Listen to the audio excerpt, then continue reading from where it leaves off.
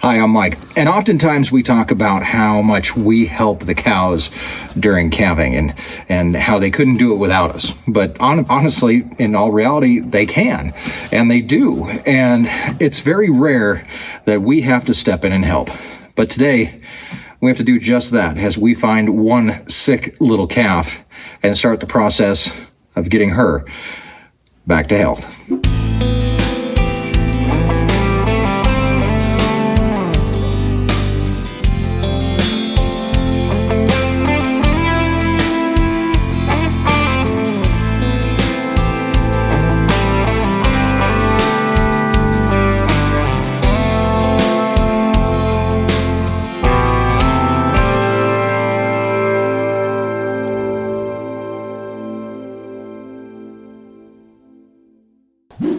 Hi, and welcome back to another of our 30 and 30 vlogs here on Our Wyoming Life.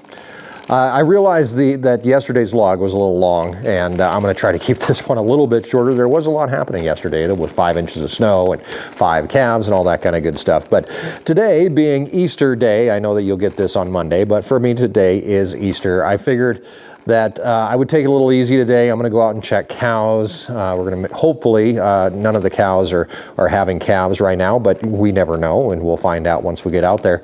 But first, I thought I'd start things off by talking a little bit about the divide in this world. Like there's two types of people. And especially on a day like today, there's just two types of people in the world, and those two types of people, they just can't seem to get along. And if you break it down completely, everything just comes down to two differences.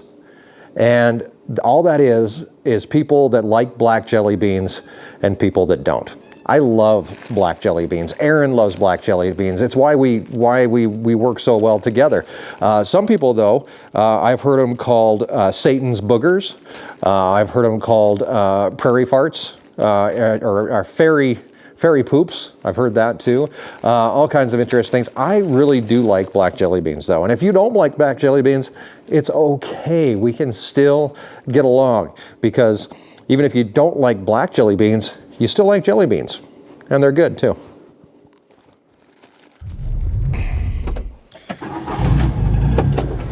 Erin and the kiddos buy me Jack Black jelly beans every year on Easter. I get a bag of just black jelly beans. I think that they do that because they know that I'll dig through all their jelly beans in order to find the black ones. So it's a little bit of a self-preservation thing. But then again, Erin likes black jelly beans, so then she'll steal mine rather than dig through hers to find just the black ones. I really do think it's a self-serving enterprise on Erin's part, but I put up with it just for the sake of being married, and it's a community property state. All right, we're heading out to check the cows. We didn't have any new calves last night. Quick update, though, in case you missed it.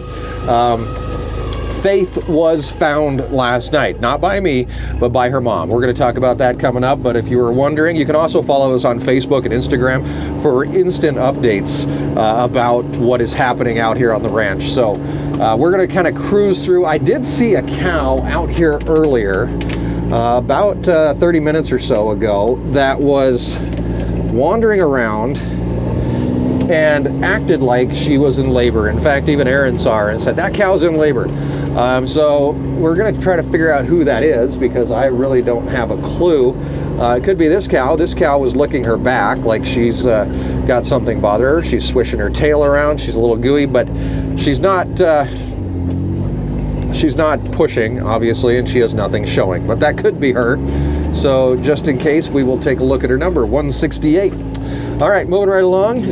Here is one of our newest calves. This one was born yesterday, and this should be number 2 hanging out here, I hope.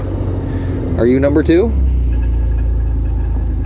Yes, that is number 2 hanging out here. I'm not quite sure where mom is at, but that's okay. Calf is good, calf is up, calf is moving around. It's always a good thing. I forgot to bring my iPad out with me this time, so if I have to do any referencing on my computer program, it's okay. I didn't bring it with me, but I do have my phone with me, and that's one of the really cool things about Cattle Max, the program that I use to keep track of my cows. I can pull it up on my phone as well. You got a smaller screen, but still you've got all that information that you need. It's a web-based program. You can use it on a computer, laptop, iPad, or even your phone. So even if I do forget my iPad like I did this morning, we still have access to all that information no matter where we go, which is very, very handy, and I don't have to thumb through notebooks and papers that you can barely read because they got wet or whatever else. It's actually very handy, so you can check them out. It's online, cattlemax.com, and make sure you tell them that we sent you. We don't have an affiliate code or anything for them or any way to save you guys any money, but I do know that you can get your first month for free if you want to check it out, and that's open to anybody. That's not just an Our Wyoming Life fan thing, so feel free to check them out. All right, we got nothing going on out here. We are going to swing up this way towards the cows that are up here hanging out around the barn. Last night we did get some pretty cool temperatures. Lows got down into the single digits. Wind chill was probably much worse than that, but as far as I know, up until right now, we have not had any cows or calves affected by those low temperatures, which is very good. So we're going to kind of cruise through these guys and make sure that none of them have anything going on, and they all look relatively happy. They've gotten a lot of food over the last couple days. With the storm, we tend to feed heavy, and then of course coming into calving, we're feeding heavy anyway. So these cows really do look like they have gotten their belly is full. I've always said that a laying down cow is a happy cow, so these guys all seem really, really happy. Now we're going to head out into the field. Right now, most of these cows, like I said, are going to hang out here close to home, which is fine with me. Weather-wise, that's cool. I've had a lot of questions, people asking why I don't close them into a smaller area right now, and that is because the fenced-in area that we're in here is kind of low ground. I want cows to be able to go out and have their calves where they normally would instinctually, and that will be able to keep their calves safer than having them in here where they may be in a wet spot. Bacteria could be an issue.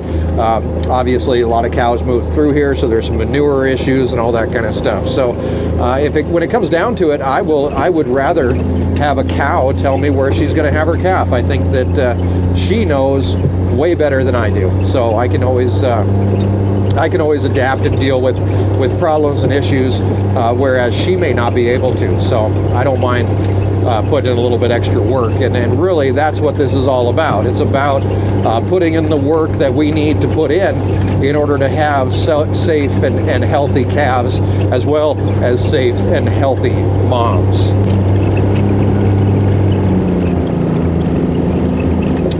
Most of our cows that are not up by the barn are out here in the pasture, but they're hanging out at the windbreaks. They know that the weather's nasty. I think we're right about 20 degrees right now, but the wind's not blowing, so it's not too bad.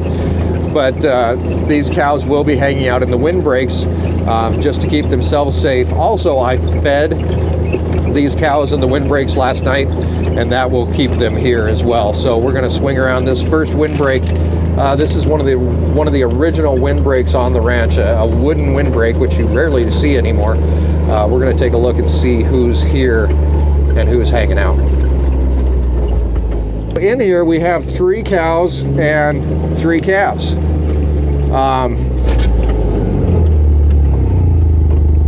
We have number 97 and her calf. We also have what looks to be a problem. Come on, girls, let's move. What's going on with you? The calf that's laying on the ground like this and is non-responsive. Hey, you're okay. Hey, what's the matter? Hey. Okay. This calf has an issue. Obviously, there's something wrong with this calf, so we're gonna... Hey, if you can't stand up, I gotta take care of you. Hey, Come on. Come on. Stand up. Stand up. Get up.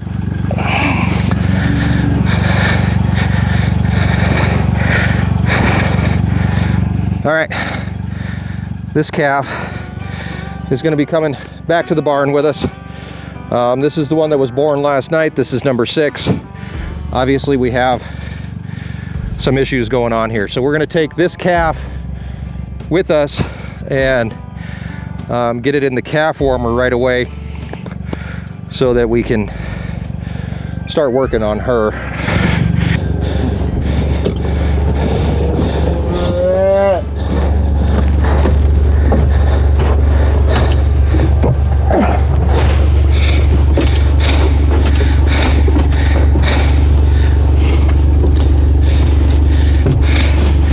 Okay.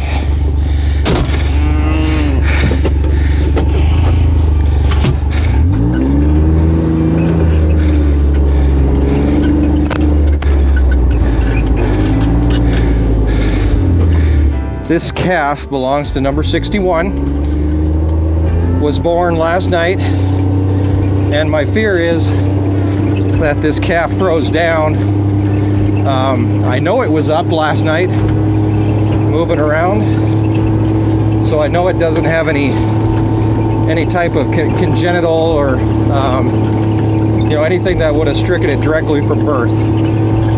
So my fear is that it probably just got too cold, and that is actually a pretty easy fix. So we're gonna take her back to the shop and get her put in the calf warmer and let her warm up for a couple hours. We'll probably get her a little bit of medicine while we're at it. So.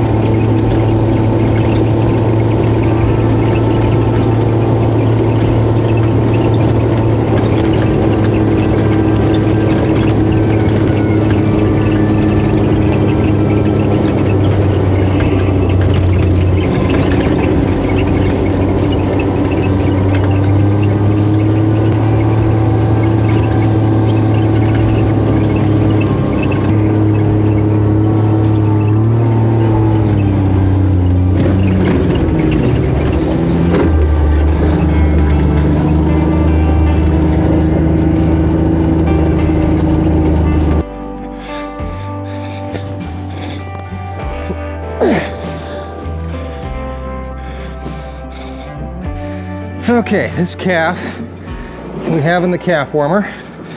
It is kicking out hot air, and what it'll do is heat the calf from underneath here. So this is also the calf that I screwed up her ear tag, so we might as well fix that.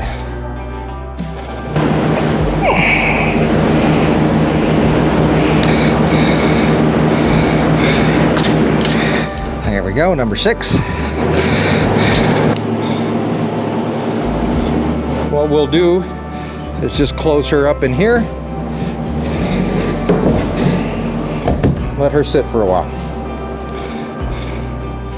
We'll come back and check on her in a few and see how she's doing.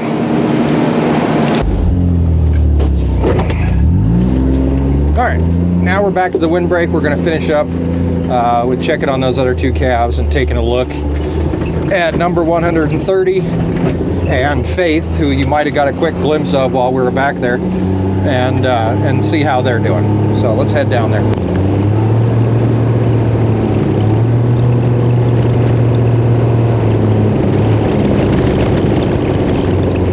And there they are. There's 130 and calf back there behind the bale. There is Faith hanging out. I kind of feel like there's been this let's hate number 130 club going on, mostly because, yeah, she lost her calf twice, really, if you think about it. But the first time kind of was our fault. Not really our fault, but she ditched her calf. She hid her calf so that she could go and eat. That's exactly what she did the second day, and the problem was that we had the storm coming in. Man, it is bright out here. The problem is that we had the storm coming in yesterday, which then, we had to find Faith and try to get Faith into a windbreak so that, you know, she would at least be protected from the elements. We never did find her. Number 130, all of a sudden about 2 o'clock this morning, had Faith with her, and they were hanging out right where you see them now in the windbreak here. So she more than likely knew where her calf was all along. She just didn't want to tell us. And in all reality, that's not so much of a bad thing. That's actually a pretty good indication of a good mom. She obviously knew where the calf was, and the calf was, you know, she's already what, 2 days old, 3 days old, so I think the calf was actually in pretty good under pretty good care from its mom. And we had a mission that we wanted to find the calf, and if we would have found the calf, it would have been great. We would have taken the calf to the windbreak and reunited them then. Obviously, so she's had calves on the ranch here before, but she's never had the first calf of the season. In fact, most cows out here won't, right? Just the law of percentages. But because she had that first calf of the season, she was the only cow out here with a calf, with a ton of other cows that know they're going to have a calf soon. So it's the perfect environment for confusion to happen. So it makes sense that she's a little bit more defensive about her calf, or at least a little bit more offensive in hiding of her calf. And the fact that she wants to be somewhat left alone, or at least hang out with cows that already have calves, which is what she's doing now, which makes total sense. She doesn't want to go and reunite with the herd. In fact, the only calf that we have that's in with the herd right now is number 2, and that's because her mom had her right in the middle of breakfast. So that was that. But we just keep an eye on them. There's no plan to get rid of number 130, turn her to beef jerky, or I don't know, set her loose on the range, as we've been getting tons of suggestions to do with her. It's not a bad thing, trust me. She's okay. We're here to help, but like I said before, the moms are ultimately in charge. They're the ones that know better than we do. So even though we may try to help, sometimes that doesn't work. Sometimes it does. Number 6 is in the calf warmer. That is us helping. That's us doing something we know mom can't do at this point. Us trying to find Faith last night or yesterday during the storm, that was us trying to help as well.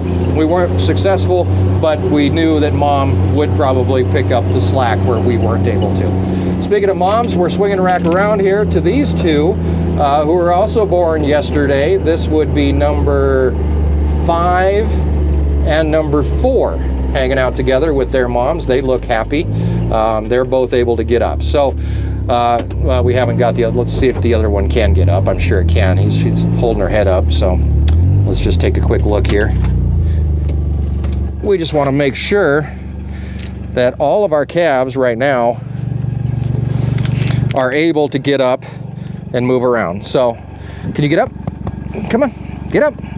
Come on, you can do it. So there you go. Calves really do start to hate me at some point in their lives, because I spend a lot of time just waking up calves and making sure that they're able to get up and move. So we'll see you guys later. Head up here into the corrals and take a look at number 167. We're going to see what she's up to, see if she has passed her placenta yet. And if she has, then we will be kicking her out and letting her go back out with her friends. So let's swing up here. We'll take a look at her. Can you turn around for me? Turn around. Turn around. I got to look at your backside. I do. Come on, let's go. Come on. And it looks like she has dropped her placenta, which is great. So we can, and we're going to move her out of here if we can, without her trying to kill us. Come on, girl.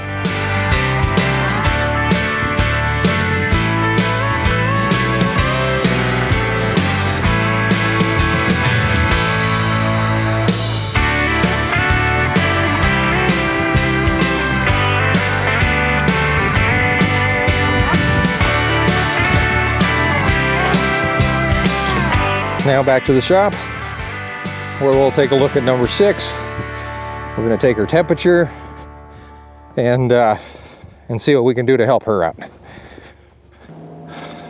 All right, we're right back in here with number 6, and I need to get the bobcat out of here because it's kind of in my way. A good temperature on this little calf. So, got my thermometer. Mackenzie just told us the other day what temperature we're looking for in a calf.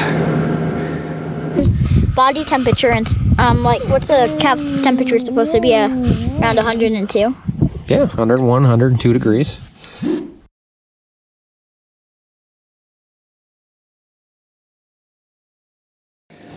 Alrighty, with a calf like this, with such a low body temperature, we're going to actually attack this from 2 different angles. We have the calf in the calf warmer, which will warm them from the outside. We're also going to make up some colostrum supplement, which we will then give to the calf, probably through an esophageal feeder, in order to warm her from the inside. So we're attacking this twofold.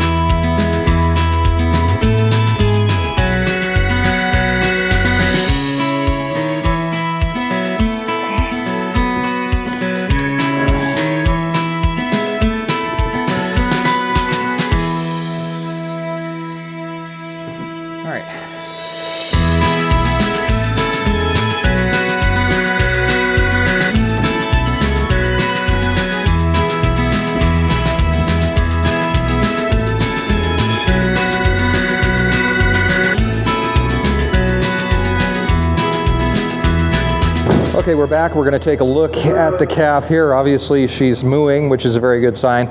It's kind of like with babies. As long as they're crying, they're okay. We're going to open up. We're going to take a look at her. We're going to get her temperature and see where she sits now, since we've given her the colostrum supplement to warm her up from the inside, and she's been warming up on the outside inside the calf warmer here for a bit. So let's take a look. Hey, girl. There you are. Whoop. Okay, so we're going to be right around 97. She's still low temperature-wise. Obviously, I wasn't planning on doing all this with her. I'm late for Easter dinner, so I think I'm doing that. We're doing that at my mother-in-law Rita's house this afternoon. So I'm going to run up there, get some dinner, and then we'll keep on checking on her until we can get her back with her mom. Now the plan is if we can get her up where she's standing on her own, we'll let her hang out here in the shop half an hour, 45 minutes, make sure that she can regulate her temperature, and then she'll go right back out to her mom, who is hopefully still waiting back there in that windbreak where we left her. So we'll check back in just a little bit.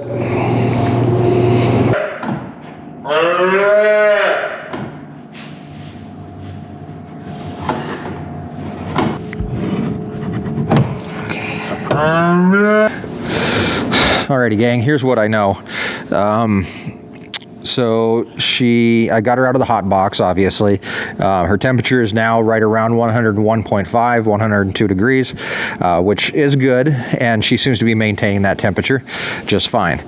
She still can't stand, so there's something else going on, and her eyes are extremely bloodshot for some reason, and I'm not sure what's up with that. So what I've done so far is I have a call in to one of our local vets, who should be giving me a call back back before too long, and I can describe to her what we're looking at symptom-wise, and see if she has any thoughts of a course of treatment for this little girl. We're going to continue with colostrum for her, along with electrolytes. What I'm kind of leaning towards, I don't know if this is really right or not, but is a septicemia, which could be caused by mom's milk if she had any type of infection or anything in her colostrum, which could be making this little one sick. But I want to make sure I talk to a vet first before I go about giving her a bunch of different medications and trying to get this under control. So that's what I know so far. I'm waiting for a call from the vet, and as soon as I get that call, I'll be able to get you up to speed on what we're going to do next. So until then, I'm going to kind of hang out with her here. We've got the temperature turned up in the shop, and hopefully she starts to perk up a little bit. So.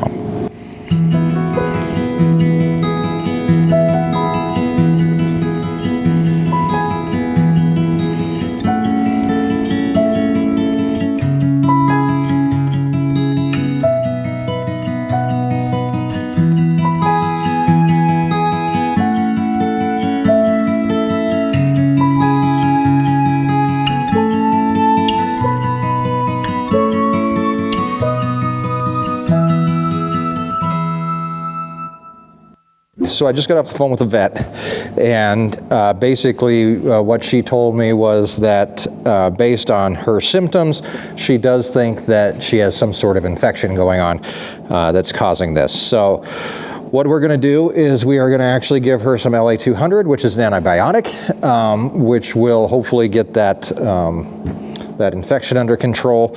And then we also have some Banamine, which also includes some steroids and some other things along with some antibiotics, I think, that will be able to help her with her breathing issues as well. So we are going to give her these shots.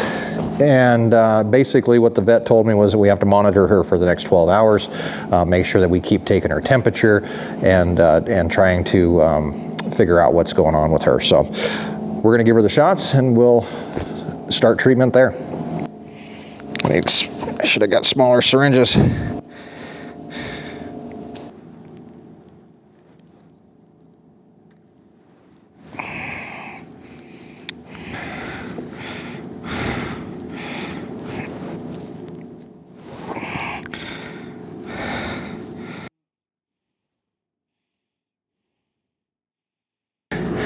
Well, that's about all we can do for her right now.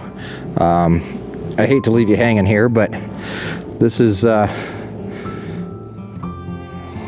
we're set for right now anyway.